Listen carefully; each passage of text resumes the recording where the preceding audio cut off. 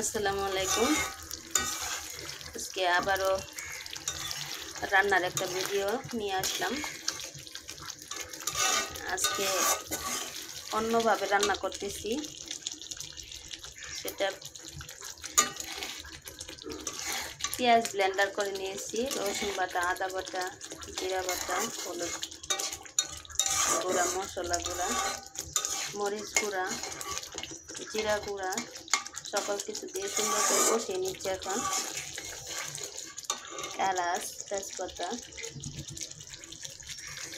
তো আজকে প্রচুর রোদ উঠেছে, তাপমাত্রাও অনেক।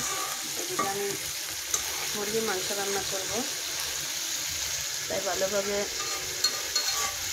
কষিয়ে নিচ্ছি মশলাটা।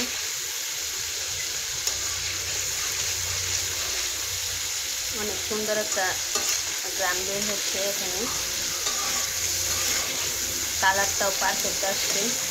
এই তো আমার মশলা কষিয়ে নিয়েছি, এখন মুরগির মাংসগুলো দিয়ে দিব এক এক করে।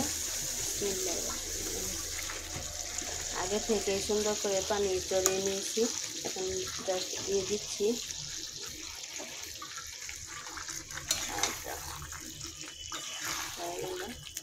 এখন এগুলো সুন্দরভাবে কষিয়ে নিব, ভালোভাবে মিক্সড করে নিচ্ছি মশলার সাথে।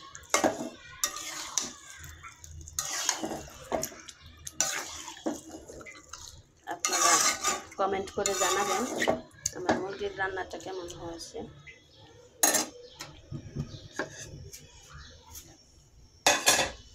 আর এটা আমি বাগারের জন্য রেখে দিয়েছি, আমরা বাগার বলি। রান্না হওয়ার পর তেলে ভেজে নিয়েছি এগুলো, তারপরে দিয়ে দিব উপরে। অনেক সুন্দর দেখা যাবে, মাছের তরকারিটা অনেক সুন্দর দেখা যাবে। আর একটু নেড়ে করে নেব।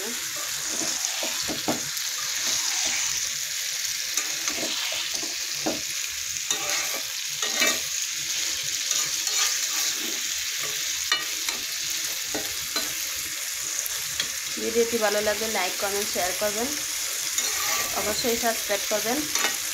আমাদের পাশে থাকার জন্য ধন্যবাদ সবাইকে। আল্লাহ হাফেজ।